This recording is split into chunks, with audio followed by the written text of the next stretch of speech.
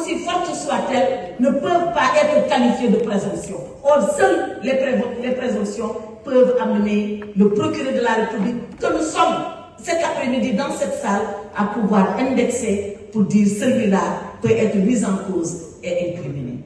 Donc, sachons ce que nous est demandé de faire avant de prendre notre responsabilité par rapport à cela.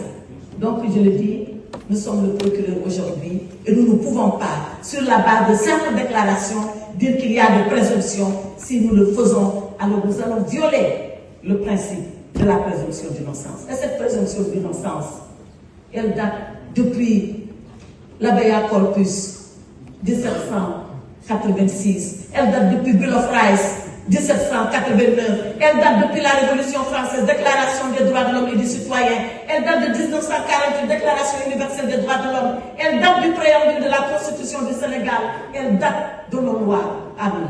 Nous ne pouvons pas la renverser allègrement parce que tout simplement, nous voulons envoyer 5 ministres à la justice. Le deuxième principe que je voulais rappeler, c'est celui de l'indépendance du juge. Notre justice, beaucoup l'avaient décrié, beaucoup.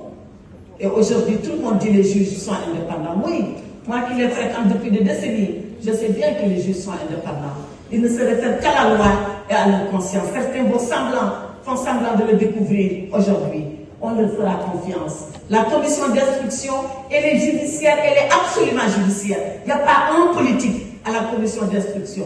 Elle est présidée par M. Abdoulaye Ba, le premier président de la Cour d'appel, un magistrat en qui nous pouvons faire confiance. Mais arrêtons-nous, nous, de faire nos commentaires et de dire oui, nous pensons ceci, nous pensons cela.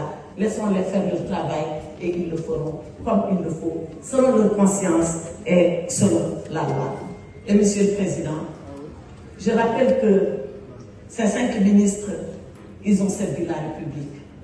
Ils ont porté un sacerdoce de servir l'État et de servir le service public du Sénégal. Et je considère, pour les avoir connus, que ce sont des ministres qui étaient rigoureux dans le sacerdoce qui leur incombait. Monsieur le Président, je l'ai été comme eux.